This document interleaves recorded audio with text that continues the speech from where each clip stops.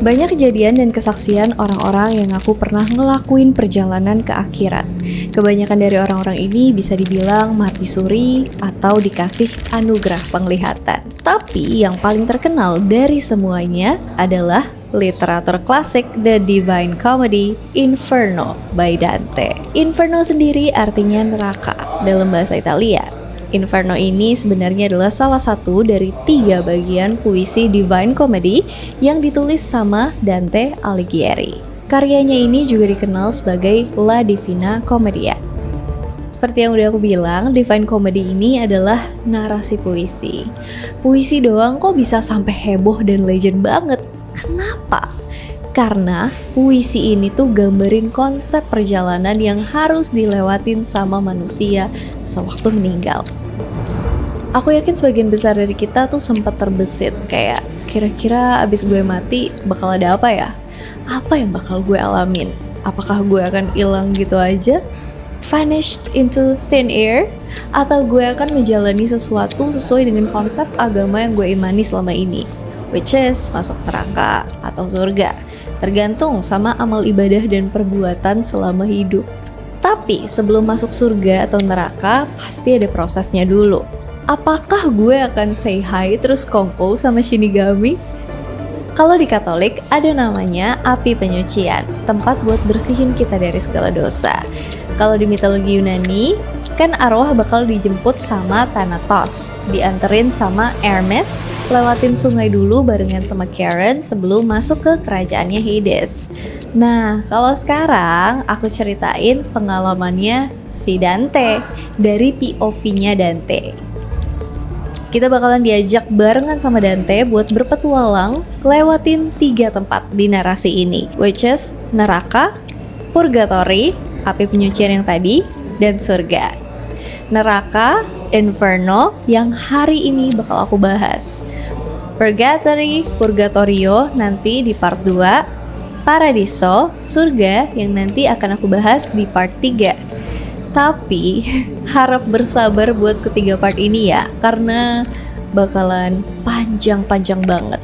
Yang Inferno ini juga sebenarnya akan aku bikin jadi 2 episode karena panjang banget, bisa 1 jaman kalau diterusin. Anyway, karena karya ini dibuat di abad ke-14, abad pertengahan atau Middle Ages, makanya kita bisa dapat penggambaran mengenai kondisi sosial di kala itu. Cuma ya bahasanya jadi agak susah untuk dimengerti. Karya ini juga banyak terinspirasi dari mitologi Yunani dan juga Roma. Jadi jangan heran nanti kalau misalnya kalian denger, loh ini ada di mitologi Yunani, gue tahu nih. Part 1, Inferno ini bakalan gambarin perjalanan Dante ngelewatin 9 lingkaran neraka. Neraka di sini digambarin sebagai 9 lingkaran siksaan yang terletak di dalam bumi. Cerita dimulai dari Dante yang bangun di hari Kamis Putih antara 24 Maret atau 7 April tahun 1300, tepat sebelum Jumat Agung, di hutan, dan dia nggak inget gimana caranya dia bisa nyampe di situ. Umurnya pada saat itu 35 tahun. Dia lihat ada gunung terang banget, jadi dia manjat pepohonan buat ke sana. Tapi sayangnya ada macan tutul, terus singa, dan serigala betina. Karena rame sama binatang buas, dia balik lagi deh ke tempatnya bangun tadi, di hutan tadi. 3 binatang buas ini disebut-sebut ngelambangin 3 jenis dosa yang bawa jiwa yang gak bertobat ke neraka. Menurut John Ciardi, serigala betina tuh ngelambangin kurangnya pengendalian diri. Kalau singa ngelambangin kekerasan, dan macan tutul ngelambangin kedengkian. Pas dia balik, dia ketemu sama Virgil, penyair terkenal di Roma zaman dulu. Virgil kasih tahu Dante kalau dia tuh bisa bimbing Dante ke surga, tapi mereka harus lewatin neraka dulu. Dante kan juga storyteller nih kayak Virgil, jadi dia ngerasa, wah ada temennya nih. Tapi dia ragu buat ngikutin Virgil. Terus Virgil bilang kalau dia sebenarnya dikirim sama Beatrice, persimbolan cinta ilahi. Beatrice mau bantuin Dante karena Virgin Mary atau Bunda Maria yang merupakan persimbolan kasih sayang, juga Saint Lucia, simbol kasih karunia, dan Rachel, simbol kehidupan renungan. Setelah dengar itu, Dante pun ngikutin Virgil dan mereka pun menjelajah ke neraka. Tempat yang bener-bener gak ada bagus-bagusnya, yang terburuk dari antara yang terburuk. Isinya penderitaan. Dante lewatin gerbang neraka, di situ ada prasasti dengan frasa terkenal Lasciate ogni speranza voi cintrate, abandon all hope, you who enter here. Buang semua harapanmu, kamu yang masuk ke sini. Sebelumnya, as always, aku minta maaf kalau pronunciation-nya kurang tepat because I speak bahasa. Di sana langitnya gelap, bahkan bukan gelap lagi, bener-bener hitam pekat. Udaranya nggak segar sama sekali, pekat, bikin nafas berat. Plus jeritan raungan penderitaan dari seluruh jiwa yang ada di sana. Jiwa-jiwa yang selama hidupnya nggak memihak, kaum oportunis, yang nggak baik maupun jahat, tapi cuma mentingin diri mereka sendiri. Ada kayak semacam bendera yang terbang-terbang di langit, dikejar sama para jiwa yang telanjang di sana. Ini tuh persimbolan dari mereka yang terus mengejar kepentingan pribadi.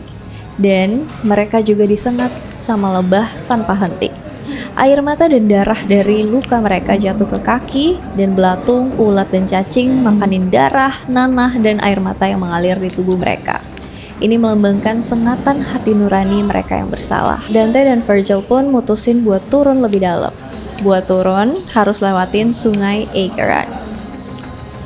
Nah, pemahaman yang ini persis sama yang kita kenal di mitologi Yunani. Pas udah sampai di pinggir sungai, udah banyak tuh jiwa-jiwa yang ngantri, nungguin Charon, sosok yang mendayung kapal nganterin jiwa-jiwa nyebrang. Charon awalnya nggak izinin Dante masuk, karena Dante tuh sebenarnya masih hidup. Virgil maksa Charon dan ngomong kayak gini. Yang artinya tersirat bahwa Dante ini dalam perjalanan yang dikehendaki ilahi. Selama perjalanan melintasi Acheron, Dante pingsan dan gak kebangun sama sekali sampai mereka nyampe. Pas udah di seberang, nyampe deh mereka di Underworld.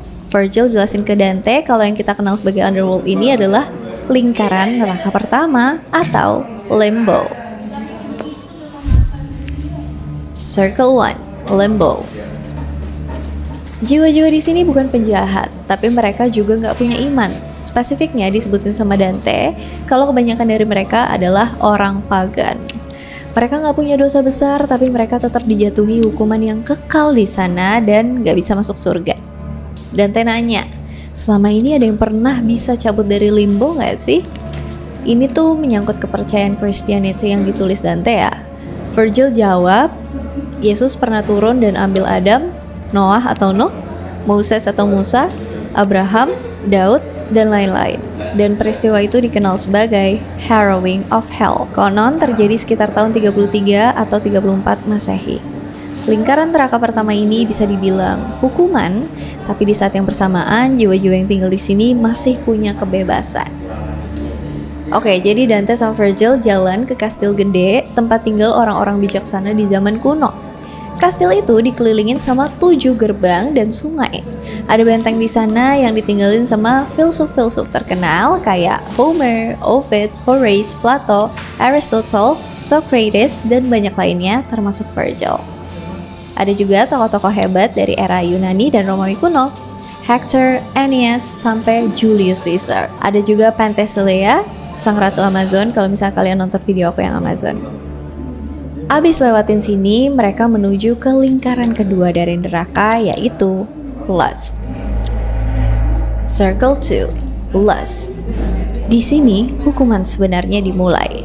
Mereka ngelihat Minos. Yap, referensinya dari mitologi Yunani, yang adalah salah satu dari ketiga hakim dunia orang mati dan juga raja Kreta.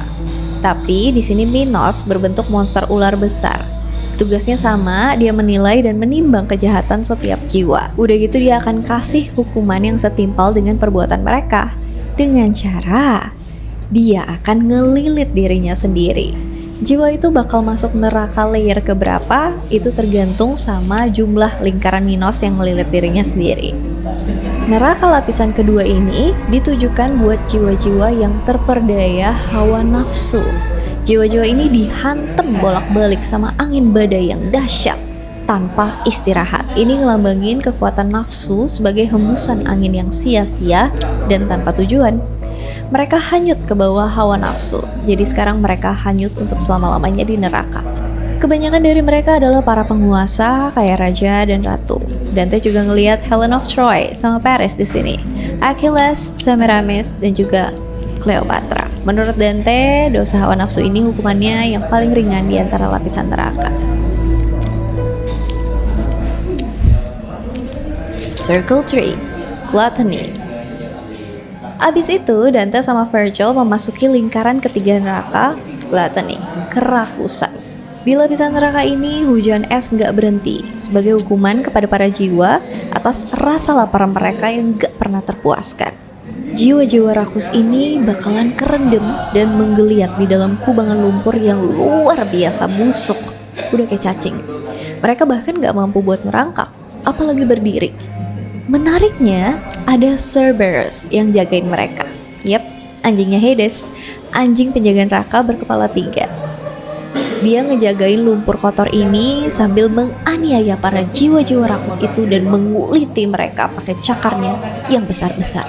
Bukan cuma dikuliti, para jiwa-jiwa ini juga dicabik-cabik tiada henti. Mereka berteriak, tapi gak ada yang bisa nolongin mereka. Virgil bisa nenangin Cerberus dan mereka berdua bisa ngelewatin lingkaran ketiga dengan aman.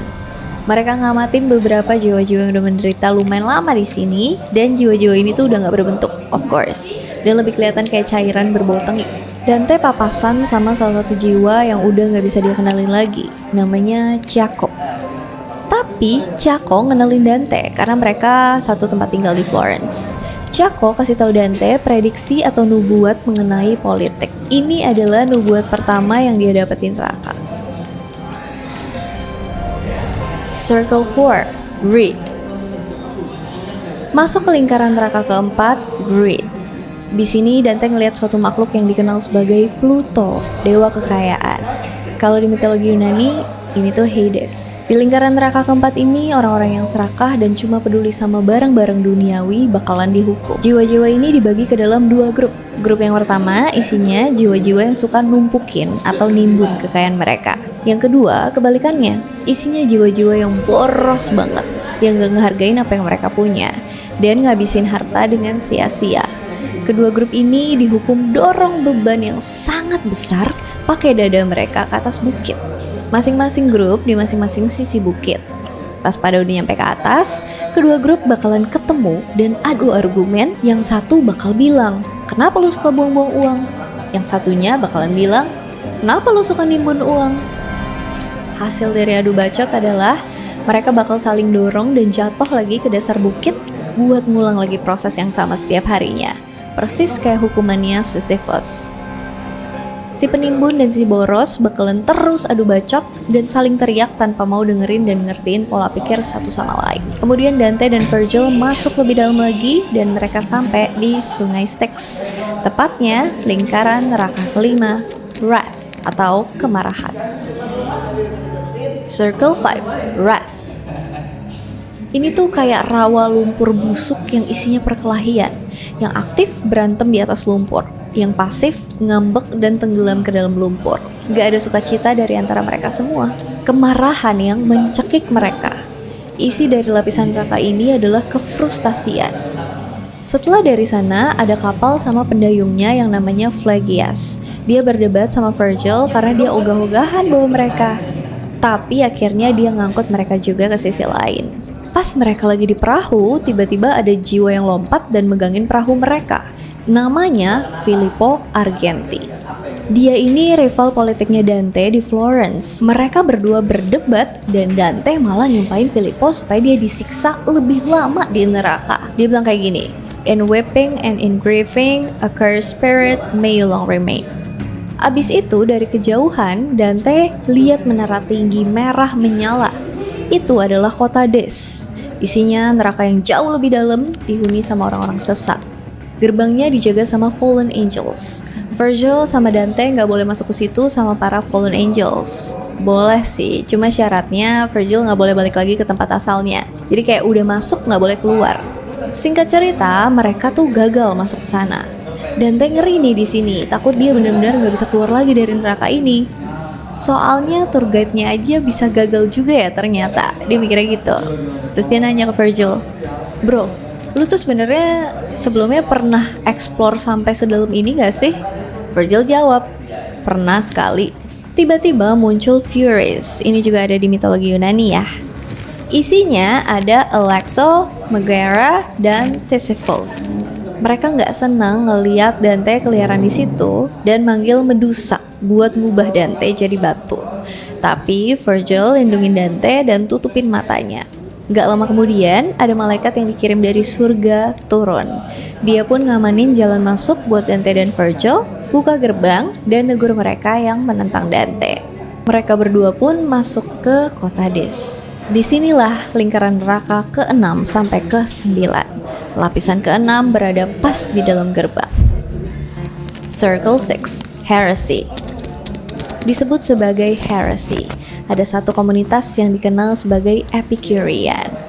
Selama hidup, mereka percaya kalau tubuhnya mati, jiwanya juga ikut mati. Jadi mereka hidup ngutamain kesenangan aja. Ibaratnya hidup mereka tuh YOLO banget. Mereka hidup dengan keyakinan kalau pleasure atau kesenangan itu adalah jalan keluar dari semua rasa sakit dan ketidaknyamanan.